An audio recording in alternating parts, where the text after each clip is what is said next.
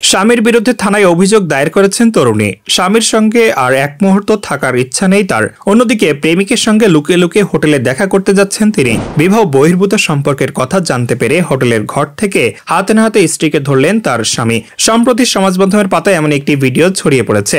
সেই ভিডিও দেখা গিয়েছে যে ওড়না দিয়ে এক তরুণী তার মুখ ঢেকে রেখেছেন। হোটেলের ঘরে ছিলেন তিনি। তারপর তার স্বামীর সম্মুখীন হতেই হোটেলের ঘর থেকে বেরিয়ে রাস্তায় নেমে পড়লেন তরুণী। জানা গিয়েছে এই ঘটনাটি উত্তরপ্রদেশের ওরাইশ শহরে ঘটেছে। তরুণের দাবি তার স্ত্রী তার বিরুদ্ধে মিথ্যা অভিযোগ দায়ের করেছেন। অন্যদিকে নিজেই পরকীয়ার সম্পর্কে রয়েছেন তরুণী। প্রমাণ পাওয়ার পর স্ত্রীকে হোটেলের ঘর থেকে হাতে নাতে ধরলেন তরুণী কোনোভাবে দায় স্বীকার করতে চাচ্ছিলেন না। তিনি বারবার জানতে থাকেন যে হোটেলে তিনি কি কাজে এসেছিলেন।